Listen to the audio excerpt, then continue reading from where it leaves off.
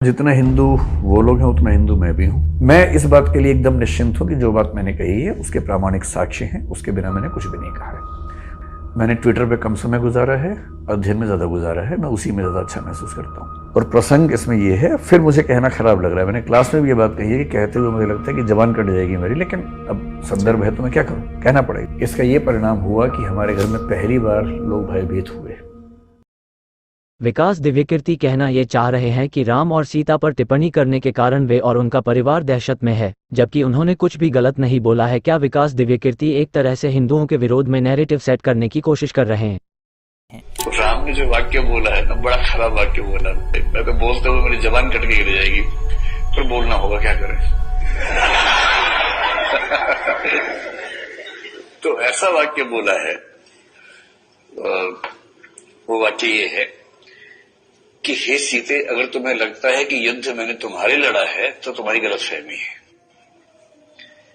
युद्ध तुम्हारे लिए नहीं लड़ा है, युद्ध अपने कुल के सम्मान के लिए लड़ा है।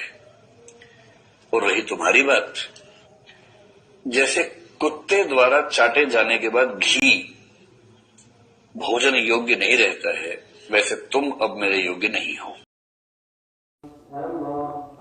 हर हर महादेव। आप सभी सनातन धर्मावलंबियों के प्रहर्ष को बढ़ाने की दृष्टि से और हमारे शास्त्रों के वास्तविक यथार्थ स्वरूप को स्थापित करने के लिए हम ये प्रयत्न करने जा रहे हैं। अभी अभी विकास दिव्य दृष्टि नामक कोई सज्जन है, उसने वाल्मीकि रामायण के युद्धकांड तथा महाभारत के वन पर्व का आश्रय लेकर के जो कुछ वचन भगवान राम ने भगवती जनकनंदिनी जानकी जी के लिए युद्ध के उपरांत लंका से वापस लौटने पर दो राष्ट्राध्यक्ष अर्थात पंपा क्षेत्र के सम्राट सुग्रीव और लंकापुरी के अभिषिक्त सम्राट विभीषण जी महाराज के सम्मुख अपने छोटे भाई लक्ष्मण, जिन्होंने मां जनकनंदिनी जानकी सीता का समग्र जीवन देखा है, उनके सम्मुख निष्ठुरता का अभिनय करते हुए कुछ ऐसे कठोर शब्दों का प्रयोग किया कि जिन शब्दों को बोलने में भगवान राम को कितनी कठिनाई है ये तो पता नहीं, और उन कठोर शब्दों के प्रयोग का उद्देश्य क्या है ये आज के साधारण मनुष्य क्या समझ पाएंगे। परंतु विकास दृष्टि कहते हैं, विकास दिव्य दृष्टि कहते हैं कि मेरी जीभ कट जाए बोलने से पहले, इतना मुझे डर लगता है, इतना मुझे दुख लगता है। वो प्रकरण क्या है समझ लें। रावण के आतंक का अंत करके भगवान राम ने भगवती जनकनंदिनी जानकी को मुक्त कराया, और जब सीता जी आने लगी तो भगवान राम जानते हैं कि संसार बड़ा विचित्र है, इसकी जिह्वा है बहुत छोटी पर चलती बहुत दूर तक है, देर तक है, और कुछ भी बोल सकती है, कभी पलट सकती है। कितना भी प्रयत्न कर लो मैं राम हूं, मैंने रावण का अंत किया है, ये सुख संसार की स्मृति में बहुत कम रहेगा। परंतु सीता जी जैसी थी वैसी ही लंकापुरी से आने पर मैंने स्वीकार कर ली है, ये बात संसार के खुरापाती मन में हमेशा बनी रह सकती है। और देखो, इतनी सावधानी रखने के उपरांत भी आप जैसे लोगों के चित्त में आज भी शंका है तो और क्या कहा जा सकता है। उस समय यदि किसी रजक के, किसी धोबी के चित्त में सीता जी को लेकर के, उनके सच्चारित्र को लेकर के कोई आशंका थी, तो कौन आश्चर्य आज लाखों वर्षों के बाद आज भी आपके चित्त के परिमार्जन, परिक्षालन के लिए आवश्यकता पड़ रही है। इसलिए कुछ कठोरता का अभिनय करते हुए अपने अंतरंग गुप्त उद्देश्य को पूर्ण करना राम चाहते हैं। और इस सारे के सारे प्रकरण का पटाक्षेप भी इसी अध्याय में हो गया। पर कुतर्की नास्तिक विधर्मी, इनका तो उद्देश्य ही है ना अपने मन की मलिनता को मक्खी की भांति प्रयोग करना है। कितना भी अमृत कुंडों के पास में मक्खी को छोड़ो, उसको मलिनता ही दिखाई देगी। भले ही वो मलिनता हो ना हो, परंतु वो मलिनता का आभास उसको कराएगी, वो करेगी निश्चित रूप से। समग्र प्रकरण में पूरी राम सीता के पावन चरित्र में आपको यही प्रकरण मिला। फिर भी हम सावधान होकर के आपका समाधान करना चाहते हैं। यदि आपकी समाधान की आकांक्षा हो तो फिर सच बताएं, ये समाधान भी किसी और के लिए नहीं है। जो सुजन, जो साधु, जो सज्जन, जो सदाचारी, जो भगवान राम के प्रति आस्था रखते हैं, भारतीय संस्कृति के प्रति आस्था रखते हैं, उनके चित्त के प्रमोद के लिए है। भगवान राम ने कठोरता का अभिनय करते हुए ये कहा कि देवी, मैंने जो युद्ध लड़ा है वो युद्ध केवल आपको प्राप्त करने के लिए, मुक्त कराने के लिए नहीं लड़ा। ये मेरी कुल की प्रतिष्ठा है, ये मेरे पौरुष की प्रतिष्ठा है। इसलिए मैंने मेरे पौरुष की रक्षा और मेरे कुल की प्रतिष्ठा, मेरे आत्मसम्मान और स्वाभिमान की रक्षा के लिए युद्ध लड़ा है। इसलिए अब आप सुवृत्ता हो अथवा असुवृत्ता हो, हे मैथिली नोत्सहे परिभोगाय स्वावलीढ़म हविर यथा। यज्ञशाला में कोई कुत्ता प्रवेश कर जाए असावधानी में, और वहां जो हव्य पदार्थ है, जो होम के निमित्त स्थापित पदार्थ है, कुत्ता उस पदार्थ को देख ले, कुत्ता उस पदार्थ का स्पर्श कर ले अथवा उसका अवलीढ़न कर ले, तो वो हव्य पदार्थ होम के योग्य नहीं रह जाता, उसकी पवित्रता नष्ट हो जाती है, अग्राह्य हो जाता है। ये एक उदाहरण दिया है, दृष्टांत दिया है, और दृष्टांत सर्वदा सिद्धांत के पोषण के लिए होता है, सिद्धांत का प्रतिरूप। सिद्धांत का कोई भी दृष्टांत दार्ष्टान्त की प्रतिष्ठा के लिए है, कोई भी दृष्टांत सिद्धांत की स्थापना के लिए है। तो तात्पर्य यह है कि जैसे यज्ञशाला में स्थापित हव्य पदार्थ अथवा अन्यत्र कुत्रापि उस स्वान के द्वारा स्पृष्ट, अवलीढ़ अथवा दृष्ट होने पर उसकी पवित्रता नष्ट हो जाती है, वैसे ही आप सीते परम पवित्रा हो। परंतु रावण सदृश, ये जो स्वान शब्द का प्रयोग है तुलसीदास जी भी करते हैं। इत उत चला स्वान की नाई, स्वान की नाई, रावण को स्वान का संबोधन किया है। तो भगवान ने कहा कि भाई सुवृत्ता हो अथवा असुवृत्ता हो, आप जैसी भी हो, परंतु अब स्वीकार्य नहीं हो सकती, इसलिए जहां जाने का मन है वहां जाओ। इतना सुनते ही सीता जी के ऊपर तो क्या बीती होगी, ये तो भगवती जनकनंदिनी जानकी जाने, अथवा इस अभिनय को करने वाले राम जाने, अथवा राघव के अभिनय के मर्म को जानने वाली सीता जाने, पर इसके अलावा कोई न जान पाया, लक्ष्मण भी न जान पाए। बानरों ने सुना तो बानर भी ऐसा लग रहा है कि जैसे गतासु कल्पाह जाता के बोले बानराह, बानर गतासु कल्प जाता, गताह असवह जैसांते गतासवह, और तत्कल्पा माने तत्सदृशाह, माने ऐसा लगता है जैसे बानरों के शरीर से प्राण निकल गए हों।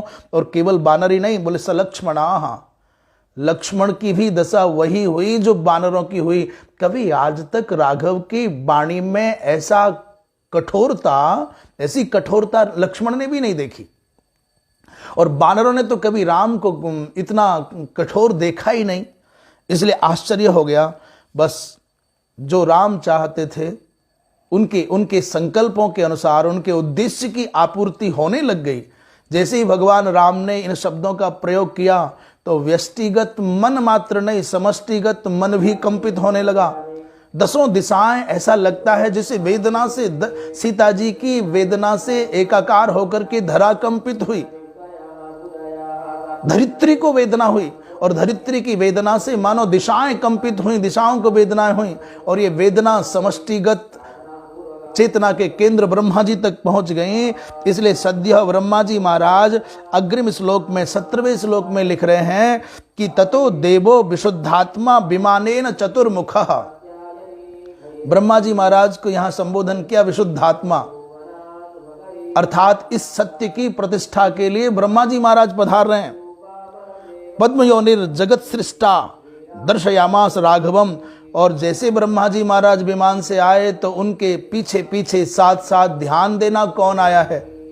इंद्र आए, अग्नि आए, वायु, यम, वरुण, कुबेर, और इतना ही नहीं, सप्तर्षयो मलाह, सातों के सातों अमलात्मा महात्मा सप्तर्षि मंडल भी चल करके आ गया। और पीछे पीछे श्री दशरथ जी महाराज भी आ गए। विमान पर बैठ करके दशरथ जी महाराज आए। जब ये सब उपस्थित हो गए, राम तो इसी पल की प्रतीक्षा में थे। किसी भी प्रकार मेरी जनक नंदिनी जानकी जो निष्पाप है, जो निष्कल्मष है, जो परम पवित्र है, जो सच्चरित्र है, जिसकी पवित्रता का परिमाप संसार क्या कर पाएगा, वो इसी पल की प्रतीक्षा में थे। और भगवती जनक नंदिनी जानकी माता सीता ने ब्रह्मा जी महाराज को साक्षी करके देवराज इंद्र को, अग्नि को, वरुण को, कुबेर को, सप्तर्षियों को साक्षी करके कहा। पहले वो वायु को संबोधित करके कहती हैं, हे अंतःकरण संचरण प्रवीण प्रभंजन, हे अंतःकरण संचरण प्रवीण प्रभंजन, मुझे प्राण मुक्त करें यदि मैं सपापा हूं। यदि मेरे जीवन में कोई पाप है, मेरे जीवन में कोई कालुष्य है, यदि मेरे सतीत्व पर रंच मात्र भी कोई संशय है, तो फिर मैं जीवित न रहूं, मेरे प्राण निकल जाएं। इसके बाद अग्नि को कहा, जल को कहा, नभ को कहा, धरित्री माँ को कहा और पवन देव को कहा, आप यदि मुझे सपापा मानते हैं, क्योंकि आप तो अंतःसाक्षी हैं, यदि मैं सपापा हूँ, मेरे मन में कोई दुर्भाव है, तो फिर मुझे जीने का कोई अधिकार नहीं है, मेरा प्राणांत हो जाए। यदि स्वप्न में भी मैंने राम के अतिरिक्त किसी अन्य पुरुष का चिंतन ना किया हो, तो आप सब कृपा करके मेरे ऊपर ऐसा अनुग्रह करें कि देव निर्दिष्ट त्वमेव ही पतिर्भव। यदि मैंने स्वप्न में भी किसी पर पुरुष का चिंतन ना किया हो राघव, तो देव निर्दिष्ट देवताओं की कृपा से मुझे प्राप्त आप ही राघव मेरे पति हों, अन्य कोई संसार में नहीं। तो वायु ने, अग्निदेव ने, वरुण देव ने, सब ने अनुमोदन किया है, हे राघव सीता निष्पाप है, सीता निष्कल्मष है।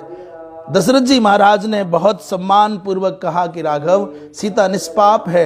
ब्रह्मा जी महाराज तो इतना घटित हो जाने के उपरांत भी राघव को, राम को सुवृत्त कह रहे हैं, सद्वृत्त कह रहे हैं, साधु कह रहे हैं, और कहते राघव इस रावण ने सीता का हरण, इस रावण ने सीता का हरण पता है किस लिए किया? बधार्थाय बधार्थमात्मनस्तेन हृता सीता दुरात्मना। उस दुरात्मा रावण ने सीता का हरण कोई भोग दृष्टि से नहीं किया, अपितु अपनी मुक्ति के लिए किया है।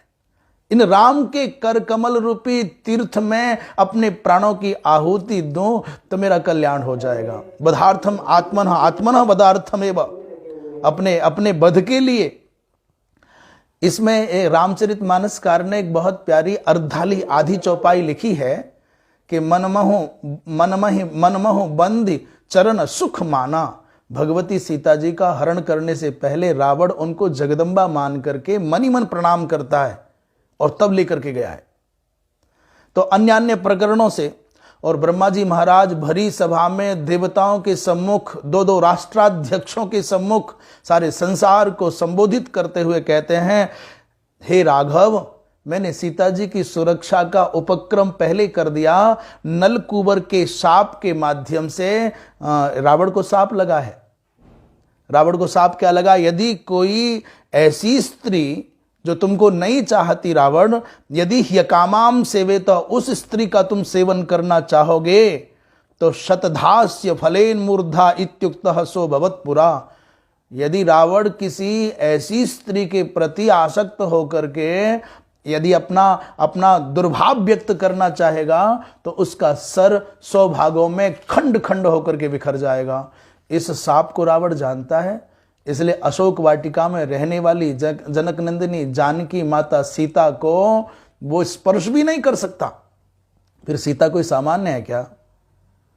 सीता माता ने एक वचन उद्धृत किया है कि असंदेशात तो रामस्य और तपसश्चानुपालनात्, मुझे राघव का संदेश नहीं है, श्री राम का संदेश नहीं, आज्ञा नहीं है, और मैं तपस्या का पालन करती हूं, इसलिए नाहम त्वाम, अरे रावण मैं तुझको जला नहीं रही हूं, भस्म भस्मार्ह तेजसा, मैं भस्मार्ह तेज के द्वारा तुझको जला करके भस्म कर सकती हूं, पर क्यों नहीं कर रही?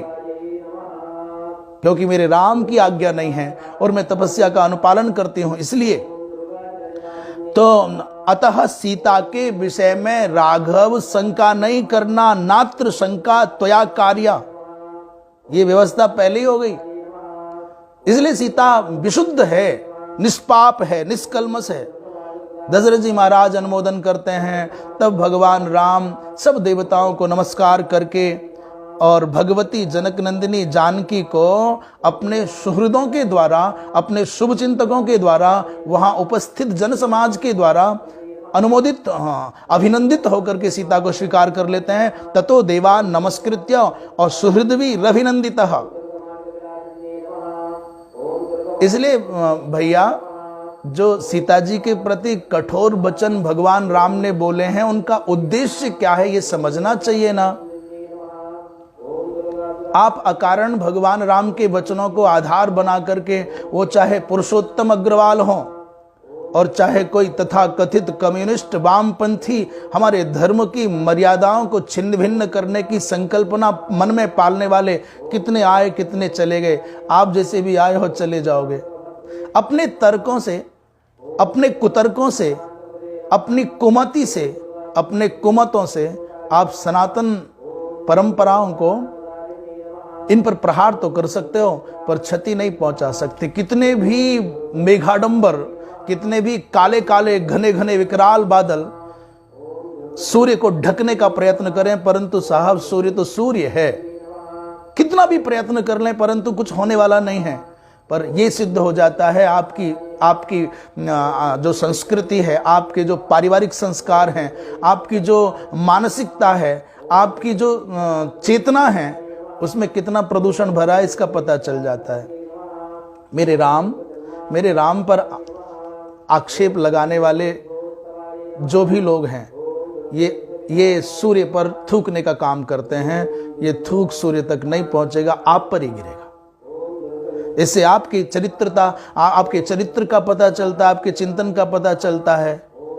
भगवान राम की करुणा में आपको यही दिखाई दिया। पूरे रामचरित्र में जहां से प्रेरणा मिलती है, जहां से प्रबंधन का ज्ञान प्राप्त होता है, जहां से सनातन मूल्यों की प्रतिष्ठा संभव है, वहां आपको यही कमियां दिखाई दी। इतना दूरबीन लेकर के देखते हैं, कभी अपने बारे में भी सोच लिया करें। इसलिए हम पूरे हृदय से और भगवान को साक्षी करके कहते हैं, जिन भी सनातन धर्मावलंबियों का आपके इस